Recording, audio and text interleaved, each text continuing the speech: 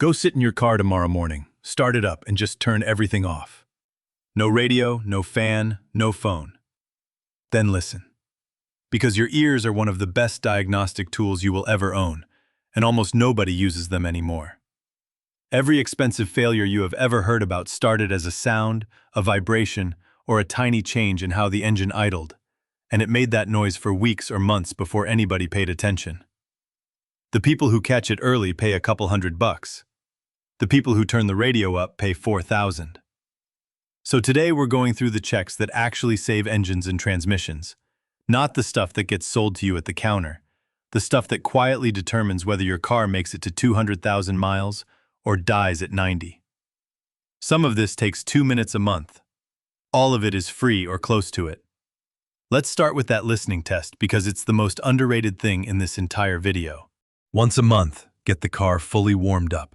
Put it in park, pull the parking brake, and just sit there with the hood open if you can.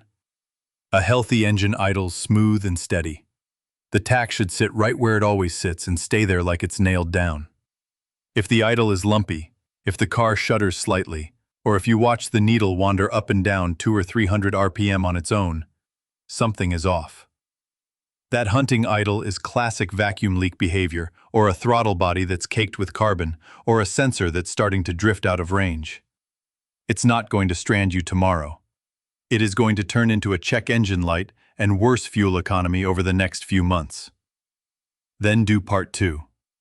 Smoothly bring the engine up to about 2,500 RPM and hold it there. Does it climb cleanly, or does it stumble and hesitate on the way up?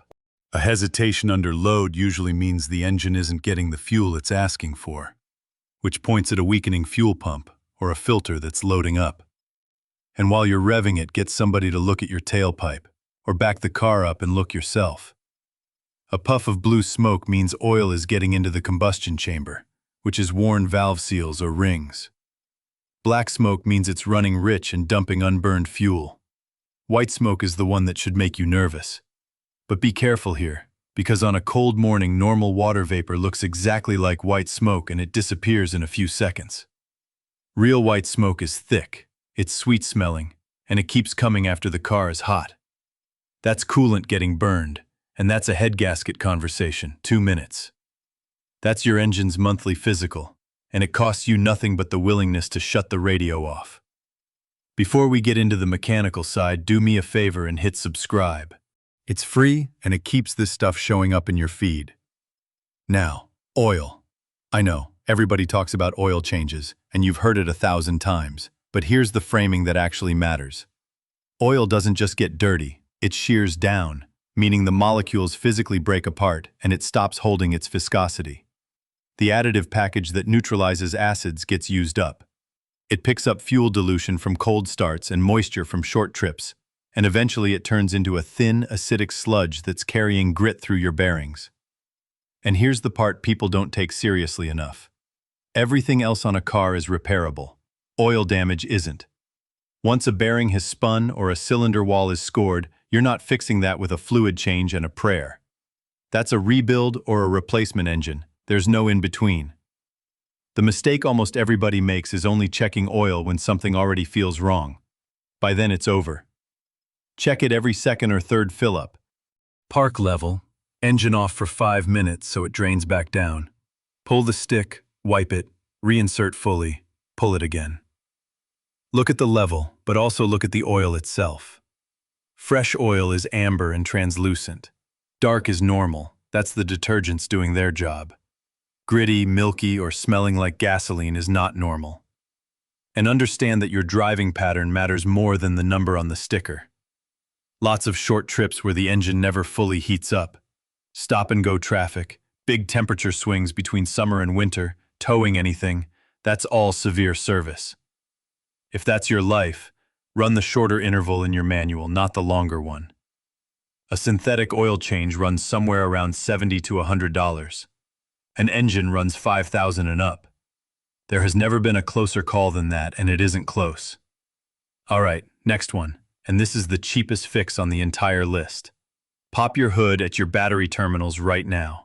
If you see white, chalky, crusty buildup, or a blue-green fuzz around the posts, That's corrosion, and it's acting like a resistor between your battery and everything the battery is supposed to power. Most people never notice it until the morning the car won't crank. And then they buy a new battery they didn't need. The battery was probably fine. The connection wasn't. Here's the fix. Disconnect the negative terminal first. Always negative first, then positive. Mix baking soda with a little water into a paste and scrub the posts and the inside of the clamps with an old toothbrush. It'll fizz, which is the baking soda neutralizing the acid. Rinse carefully with a small amount of clean water, dry everything thoroughly, and then put a thin coat of petroleum jelly or dielectric grease on the post before reconnecting. Positive first this time. That coating seals out the air and moisture that caused the corrosion in the first place. And while you're in there, grab each cable and try to twist it on the post. If it moves at all, it's loose. A loose ground cable causes some of the weirdest electrical gremlins you'll ever chase. Flickering dash lights, a radio that resets, a car that cranks slow one day and fine the next. 10 minutes and a box of baking soda you already own. Now let's talk about a habit that's disappearing with newer drivers, and it's costing them transmissions. The parking brake. Every single time you put an automatic in park, you engage a small piece of metal called the parking pawl. It's a steel finger, usually not much bigger than your thumb, that drops into a notched ring inside the transmission. And that one small part is the only thing holding 4,000 pounds of car in place. Park on a real hill and imagine the load sitting on that piece of steel.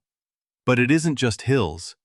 Even on flat ground, every time you get in or out, the car rocks slightly. And that shock travels through the driveline and gets absorbed by the pawl and the transmission case. Do that thousands of times over years and you get metal fatigue. When a pawl finally breaks, it isn't a small annoyance. It's a car rolling down a driveway and a transmission that has to come out. The professional sequence takes 2 extra seconds. Come to a complete stop. Keep your foot firmly on the brake. Shift into neutral. Set the parking brake firmly. Let the car settle onto the parking brake so you feel the weight transfer. Then and only then shift into park. Doing it in that order means the car's weight is being held by the brake system, which was designed for exactly that, and the parking pawl is just a backup. Doing it the other way, park first, then parking brake, means the pawl takes the load and the parking brake is doing nothing. Same 2 seconds, completely different outcome. Bonus: if you have rear drum or integrated parking brakes, using them regularly keeps the cables from seizing, which is its own repair bill in salty climates. Let's move outside to the tires because this is where safety and money overlap the hardest. Underinflated tires flex too much in the sidewall, and that flexing generates heat. Heat is what destroys tires. That's why underinflation is the #1 cause of blowouts at highway speed, and it wears both shoulders of the tread down while the middle looks brand new. Overinflated is the other direction. Less rubber touching the road, a smaller contact patch, less grip in the wet, a harsher ride, and the center of the tread wearing out first. Check pressure once a month, cold, meaning before you've driven more than a mile or so. And use the number on the sticker in your driver's door jamb, not the number molded into the tire sidewall. That sidewall number is the maximum the tire can hold, not what your car wants. Most passenger cars want somewhere in the low 30s psi. Rotate your tires every 5 to 7,000 miles, which you can do at the same time as an oil change for basically nothing. And then there's alignment. Camber, caster, and toe are the 3 angles that determine how your wheels meet the pavement. And when they drift out of spec, you don't just chew up tires. You put constant sideways load on your control arm bushings, your tie rods, your steering rack, and your wheel bearings. A bad alignment will destroy a set of tires in 10,000 miles and hand you a suspension bill on top of it. Balance matters too, because an out-of-balance wheel is a vibration at highway speed, and vibration is what loosens hardware and kills bearings over time. Okay, this next one is the fluid that nobody checks, and it's the one that can actually get you hurt. So subscribe before we get into it, because this is the part most people have never had explained to them. Brake fluid. Almost nobody thinks about it. And here's why that's a problem. Brake fluid is hygroscopic, which means it actively pulls moisture out of the air, right through the rubber lines and past the reservoir cap. Over 3 or 4 years, a typical system absorbs enough water to matter. And water boils at a much lower temperature than brake fluid does. So you're driving down a long grade, you're on the brakes, everything gets hot, and that water flashes to vapor inside your lines. Vapor compresses, fluid doesn't. Suddenly your pedal goes to the floor and there's nothing there. That's brake fade, and it's terrifying. Checking it is easy. Look at the reservoir under the hood. Fresh brake fluid is clear to light amber, like a good olive oil. If it's dark brown or looks like coffee, it's saturated and full of debris from the rubber seals. Most manufacturers say flush it every 2 to 3 years regardless of mileage, and almost nobody does. It runs about $120 to $180 at a shop. Just make absolutely sure you use the exact type your car calls for, .3, .4, or .5.1, and never let the reservoir cap sit open longer than you have to, because it's absorbing moisture the whole time it's exposed. Same idea with coolant, which is the other fluid people assume lasts forever. Coolant isn't just there for freeze protection. It carries a corrosion inhibitor package that keeps the inside of your engine, your radiator, and your heater core from rusting away. Those inhibitors deplete, usually somewhere around 5 years or 100,000 miles depending on the type. Once they're gone, the coolant turns mildly acidic and starts eating gaskets and aluminum from the inside. Check it when the engine is stone cold. Never open a hot cooling system and look at the color. It should be bright and clear, whatever color your car uses. If it's rusty, murky, or has an oily film floating on top, you have a problem developing. And if it looks like a chocolate milkshake, stop driving the car. Last one, and it's the one that surprises people the most. Your car has software, and it isn't just the touchscreen. Modern vehicles run dozens of electronic control modules, handling fuel injection, transmission shift logic, stability control, braking, and climate. Manufacturers release updates for these constantly, and those updates fix real things. Rough shifting that gets smoothed out with new transmission logic, fuel maps that improve economy, safety system calibrations, bugs that cause phantom warning lights. The problem is nobody tells you these exist. There's no notification on your dash. Some newer cars update over the air, but the majority still need a shop to flash them. So next time you're in for service, ask them to check for outstanding software updates and technical service bulletins for your VIN. It's often free or very cheap, and it's the single easiest performance improvement available. Driving on 5-year-old firmware is like running an ancient version of your phone's operating system, except the stakes are a lot higher than a slow app. So let's tie it together. Once a month, sit quietly and listen to your engine idle and rev and watch your exhaust. Check your oil every couple of fill-ups and treat the interval as non-negotiable, because oil damage is the one kind you can't undo. Clean your battery terminals with baking soda before they leave you stranded. Set the parking brake before you shift into park, every single time, so that little pawl isn't carrying your whole car. Check tire pressure cold against the door jamb sticker, rotate regularly, and don't ignore alignment. Look at the color of your brake fluid and your coolant, because both of them expire whether anybody tells you or not. And ask about software updates. None of that is complicated. It's just attention.